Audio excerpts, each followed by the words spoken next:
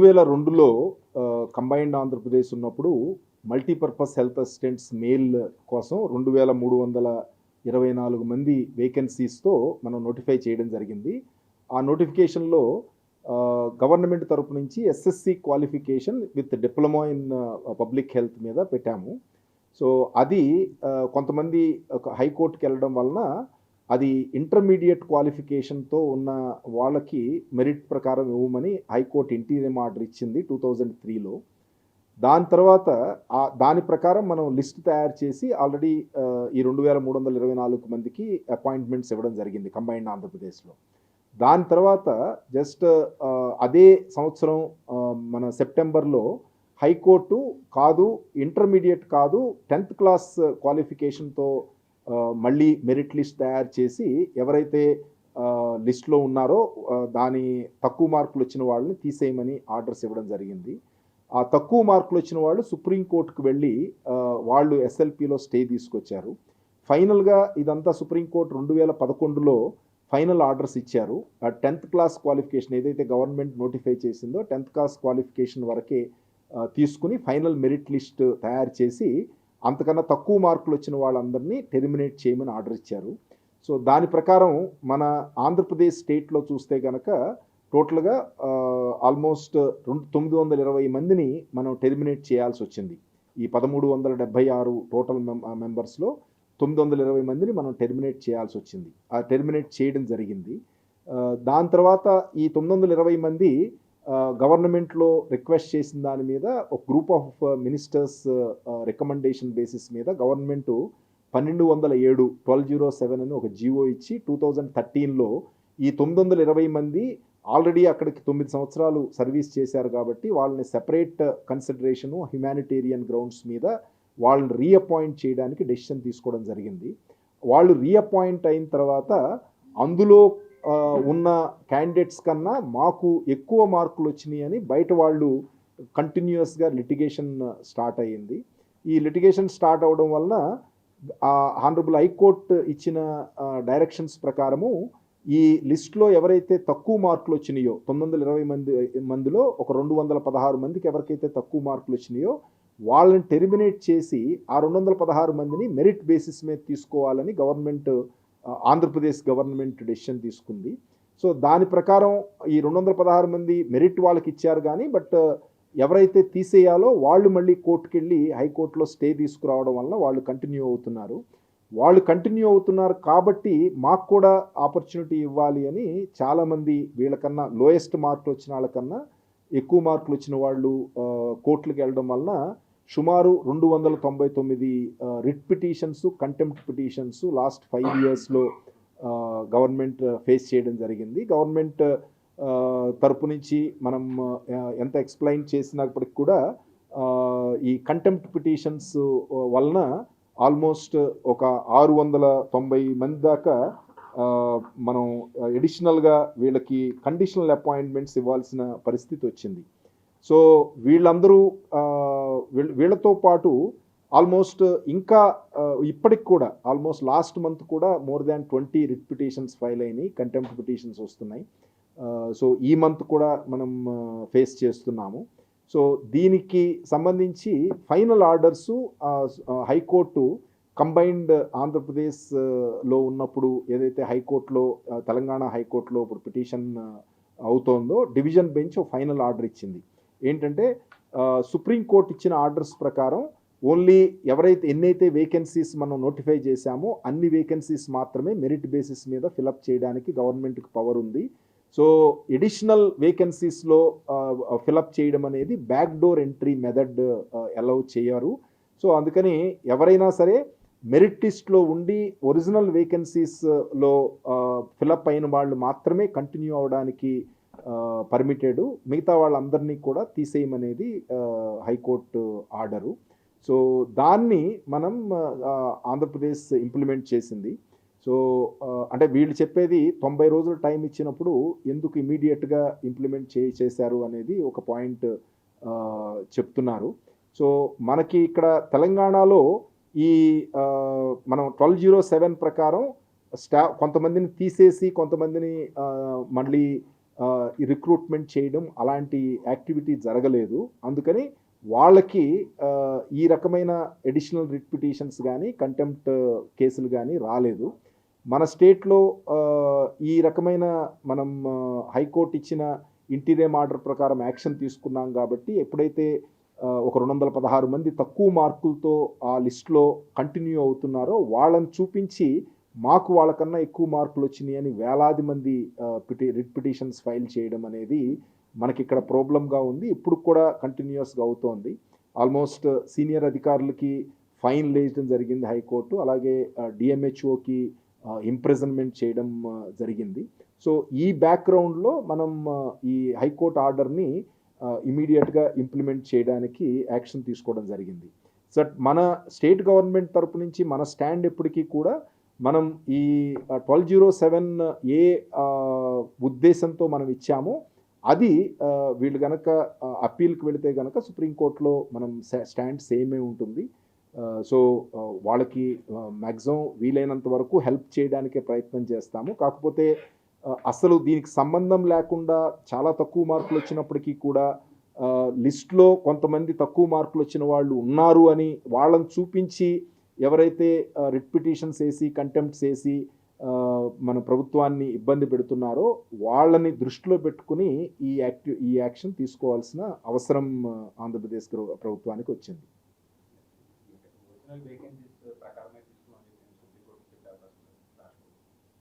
Yeah అంటే ఇప్పుడు వీళ్ళు ఎలాగూ సుప్రీంకోర్టు అప్రోచ్ అవ్వచ్చు.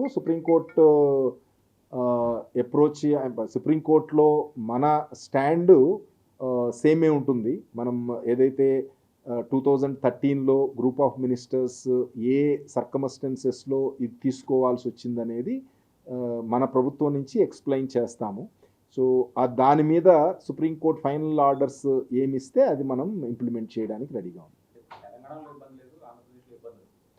తెలంగాణలో వాళ్ళు ఈ 1207 జీవో ఇచ్చిన తర్వాత ఇంటీరియం ఆర్డర్స్ వచ్చిన తర్వాత వాళ్ళు ఫర్దర్ యాక్షన్ తీసుకోలేదు. సో అందుకని వాళ్ళకి సబ్సీక్వెంట్ లిటిగేషన్ రాలేదు.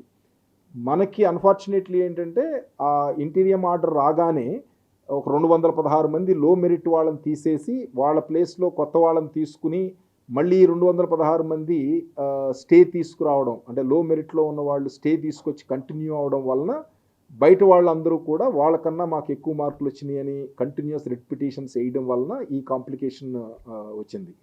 సో అక్కడ తెలంగాణలో వాళ్ళు ఫార్చునేట్గా దాని మీద ఫర్దర్ యాక్షన్ తీసుకోకుండా ఫైనల్ ఆర్డర్ కోసం వెయిట్ చేశారు.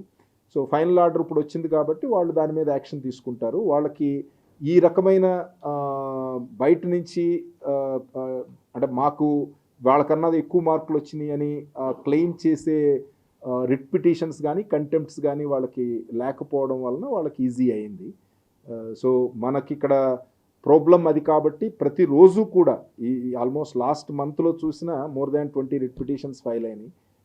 ఇప్పుడు యాజ్ ఆన్ టుడే 13 కంటెంప్ట్లు ఇంకా పెండింగ్ ఉన్నాయి. ఇది 690 మందిని తీసుకున్నప్పటికీ కూడా. సో ఈ రకమైన కాంప్లెక్స్ సిచ్యువేషన్ ఉండడం వల్ల మనం యాక్షన్ తీసుకోవడం జరిగింది. బట్ సుప్రీంకోర్టులో ఈ కేసు వచ్చినప్పుడు డెఫినెట్గా స్టేట్ గవర్నమెంట్ స్టాండ్ మనం సుప్రీంకోర్టుకి విన్నవిస్తాము. సో ఫైనల్ ఆర్డర్స్ని బట్టి ఫర్దర్ యాక్షన్ తీసుకుంటాం. మిస్టేక్ ఏమి కాదు. ఇప్పుడు బేసిక్గా ఇప్పుడు గ్రూప్ ఆఫ్ మినిస్టర్స్ రికమెండేషన్ అది మనం అది మిస్టేక్ అనలేము.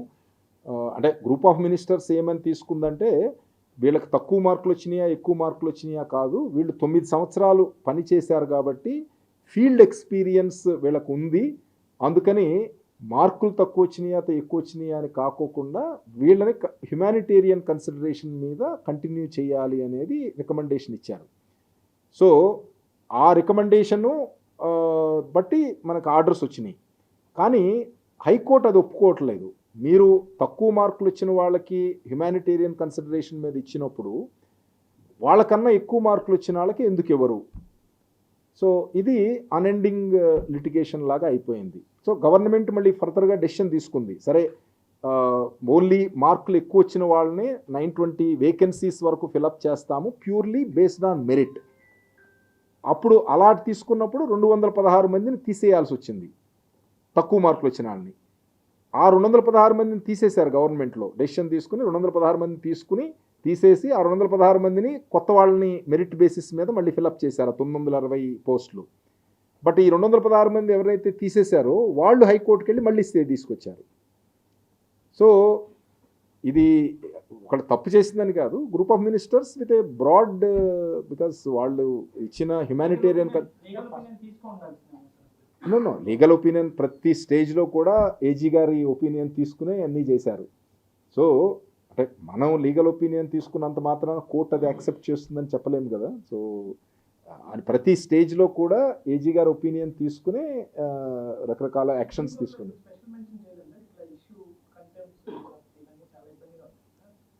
ఆల్మోస్ట్ సంవత్సరం నుంచి మనం ఎస్ఎల్పి ఫైల్ చేసి చూస్తున్నాము. ఆల్మోస్ట్ 4 సార్లు హియరింగ్ కూడా వచ్చింది కానీ రీచ్ అవ్వట్లేదు.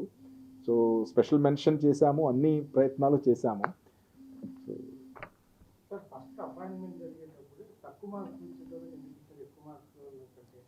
అదేనమ్మా ఇప్పుడు చెప్పాము కదా, లేను జిఓఎం కాదు, ఫస్ట్లో ఇప్పుడు హైకోర్టు ఇంటీరియం ఆర్డర్ ఏమిచ్చింది, మేము government 10th class qualification with 1 year diploma in public health అని ఇచ్చాము. సో హైకోర్టు ఏమంది, intermediate qualification with 1 year diploma తీసుకోమని ఇంటీరియం డైరెక్షన్ ఇచ్చింది. దాని ప్రకారం లిస్ట్ తయారు చేయడం జరిగింది, బికాజ్ హైకోర్టు ఆర్డర్ ఇచ్చింది కాబట్టి. వాళ్ళకి అపాయింట్మెంట్స్ ఇచ్చేసాము, వాళ్ళు అడ్మిట్ అయిపోయారు. దాని తర్వాత ఫైనల్ ఆర్డర్ మన హైకోర్టు ఫైనల్ ఆర్డర్ ఏమిచ్చింది, లేదు 10th class qualification 10th class notification basis మీద తీసుకోండి, సో ఆ మిగతా వాళ్ళు ఎవరైతే లో మార్క్స్ ఉన్నారో వాళ్ళని తీసేయండి అని. సో హైకోర్టు ఇంటీరియం ఆర్డరు మీద మనం యాక్ట్ చేసుకున్నాము. దాని తర్వాత హైకోర్టు ఫైనల్ ఆర్డర్ ఇచ్చింది. ఆ ఫైనల్ ఆర్డర్ ప్రకారం మళ్ళీ లిస్టు మెరిట్ ప్రకారం మళ్ళీ తయారు చేశాము. ఎవరైతే లిస్ట్లో వెళ్ళిపోతున్నారో లేకపోతే ఎవరైతే రిమూవల్ పాసిబిలిటీ ఉందో వాళ్ళు సుప్రీంకోర్టులో ఛాలెంజ్ చేసి స్టే తీసుకొచ్చారు. ఆ స్టే 8 సంవత్సరాలు కంటిన్యూ అయింది. సో ఇదేంటంటే ఇది పెక్యులియర్ కేసు. అది మనం ఎవరు తప్పు చేశారంటే ఏం చెప్తాము, ఇప్పుడు ఒక ప్రాసెస్ ప్రకారం జరగాలి. సో హైకోర్టు ఇంటీరియం డైరెక్షన్ ఇచ్చింది, ఫైనల్ డైరెక్షన్ మళ్ళీ మారింది, దాని ప్రకారం మనం యాక్షన్ తీసుకోవడానికి రెడీ అయ్యాము. సుప్రీంకోర్టు స్టే ఇచ్చింది, సుప్రీంకోర్టు ఫైనల్ ఆర్డరు 2011లో వచ్చింది. దాని ప్రకారం యాక్షన్ తీసుకుని మొత్తం అందరినీ తీసేసాము, లో మెరిట్ వాళ్ళందరినీ. దాని తర్వాత group of ministers humanitarian consideration మీద వాళ్ళని రీఅపాయింట్మెంట్ ఇవ్వమని డైరెక్షన్ ఇచ్చింది. సో డైరెక్షన్ ఇచ్చేటప్పటికి ఆటోమేటిక్గా మాకన్నా తక్కువ మార్కులు వచ్చిన వాళ్ళకి నువ్వు అపాయింట్మెంట్ ఇస్తున్నావు, నాకెందుకు ఇవ్వు అని అందులో మనం పార్టిసిపేట్ చేసిన ఎగ్జామ్లో రాసిన వాళ్ళందరూ వెళ్ళటం మొదలెట్టారు. So high court also has told వాళ్ళకి ఇచ్చినప్పుడు నువ్వు వీళ్ళకి ఎందుకు ఇవ్వవు అని. So this is a complicated case.